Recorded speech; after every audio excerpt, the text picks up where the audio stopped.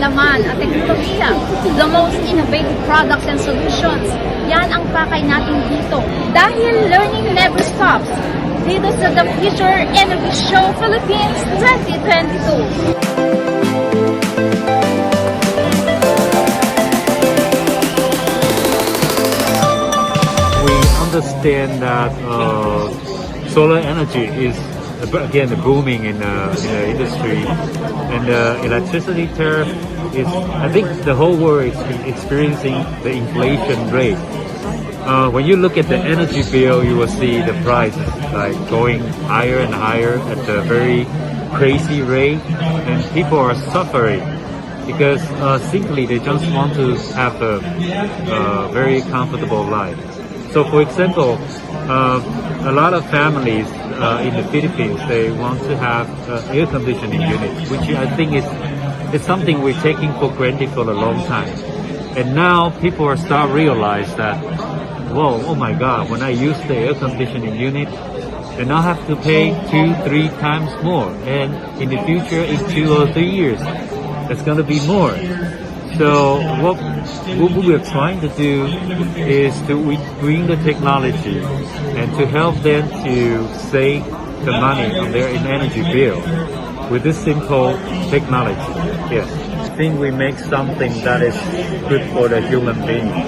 For example, the solar treatment system, the desalination system, is actually the very innovative technology that make the people they live their life in a better way. And so when we see the people living in an island close to the sea, everything they drink is not really purified, and they develop the chronic disease. And we think what if we can bring the technology that can help them to have potable water that is clean enough for them, so then it's easy for them to live their life without much cost, and also they can have, like I say, the healthy lifestyle. I'm the representative here. We have an office here, but unfortunately, because of the COVID-19, we all suffer.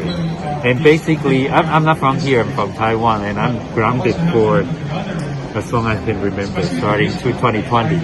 And then whenever I try to approach a Filipino, because I'm total stranger to them, they don't really know me.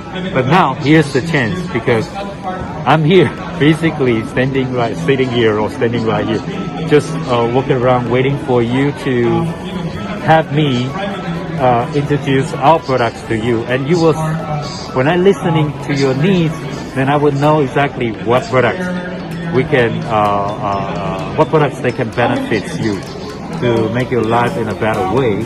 Yeah. Alright, so Yeah. maraming salamat. Salamat. You know that? I know Salama, but I don't know the rest of the. Okay, so maraming salamat. Maraming salamat. Una sa lahat, wala na kayong mabayarang kuryente. The best thing na mangyayari sa inyo is that yung mismo kuryente gagamitin ni aircon is solar na. So hanggat may araw, may solar energy ka, may kuryente ka magagamit para sa aircon.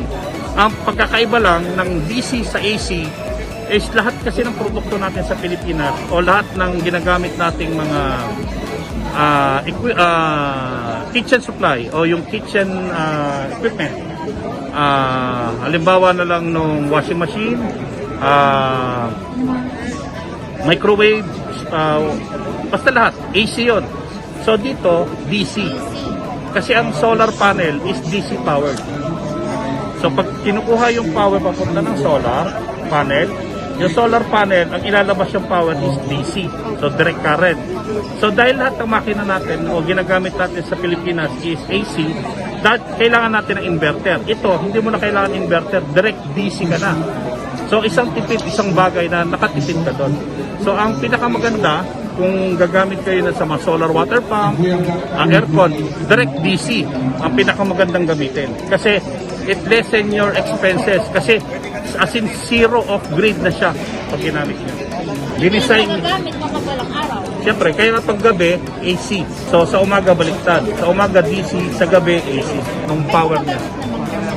Sa Pilipinas, marami na, may mailan, pero hindi pa na-introduce ng tama kasi mahal yung unang introduction ng solar aircon.